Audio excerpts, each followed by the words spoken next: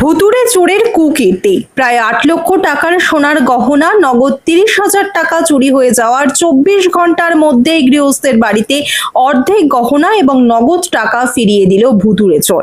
নদিয়ার শান্তিপুর থানার ১৭ নম্বর ওয়ার্ডের রামনগর মিস্ত্রিপাড়া এলাকার ঘটনা।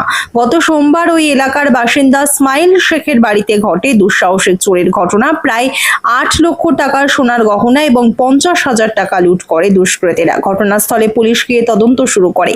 ২৪ ঘন্টার মধ্যে সন্দেহজনক এক ব্যক্তিকে আটক করে পুলিশ। পরিবারের দাবি, মঙ্গলবার সন্ধ্যায় হঠাৎই তাদের বারান্দায় কালো প্যাকেট করে গলার একটি সোনার চেন, একজোড়া কানের, দুজোড়া বালা এবং একটি আংটি সহ ২,৭০০ টাকা ছুঁড়ে ফেলে দিয়ে যায় কে বা কারা। শব্দ শুনেই পরিবারের সদস্যরা বাইরে বেরিয়ে এসে দেখে পড়ে রয়েছে একটি কালো প্যাকেট, আর তার মধ্যেই পাওয়া যায় এই সমস্ত সোনার অলংকার এবং নগদ অর্থ। পরিবারের অভিযোগ, চুরির ঘটনার পর তাদের সন্দেহ হয়েছিল প্রতিবেশী কেউ বা কারা এই ঘটনার সঙ্গে যুক্ত। লিখিত অভিযোগের মধ্য দিয়ে জানানো হয়েছিল পুলিশকে। তবে এখনো একটি গলার চেন, দুটি আংটি এবং নগদ ৩০,০০০ টাকা সহ লক্ষ্মীর ভান্ডারে জমানো টাকা রয়েছে এই চোরের কাছে। পুলিশ সঠিক তদন্ত করলে চুরি যাওয়া সমস্ত কিছু ফেরত পাওয়া সম্ভব। অন্যদিকে ভুতুড়ে চোরের কুকীর্তি নিয়ে এখনো আতঙ্কিত এলাকার মানুষ। পুলিশ প্রশাসনের উপর আস্থা রয়েছে পরিবারের। এখন দেখার এই ভুতুড়ে চোরের বিরুদ্ধে কি পদক্ষেপ নেয় শান্তিপুর থানার পুলিশ। চিত্র সাংবাদিক এডিটর রূপম, সানভি নিউজ বাংলা, মানুষের পাশে, মানুষের সাথে। গত শুক্রবার যখন চুরি হয়েছিল সোমবারে, তখন তো আপনি বাড়িতে ছিলেন না বলছেন? না, আমি স্কুলে গেছিলাম।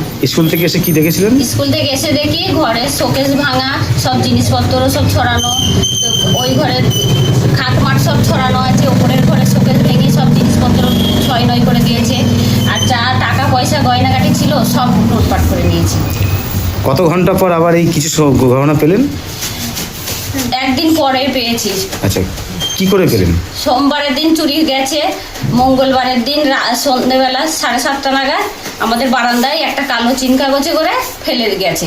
কে চিনতে পেরেছেন? চিনতে পেরেছি, মহিলাটা ঘোরাফেরা করছিল, দেখলাম যে ঘোরাফেরা করছে, আমাদের বাড়ি পান তাকাচ্ছে। আপনাদের কি আত্মীয় নাকি? না, আমাদের আত্মীয় না, প্রতিবেশী। আচ্ছা, কি কি ছিল এর মধ্যে যেটা ফেলে? ওর মধ্যে 4 জোড়া কানের আছে, একটা গলার আছে, একটা আংটি আছে, আর 2 জোড়া বালা আছে, আর 2700 টাকা আছে। আর কি কি পাবেন? আর এখনো 2টো আংটি পাবো, একটা গলার পাবো, আর বাদ বাকি টাকাগুলো সব পাবো।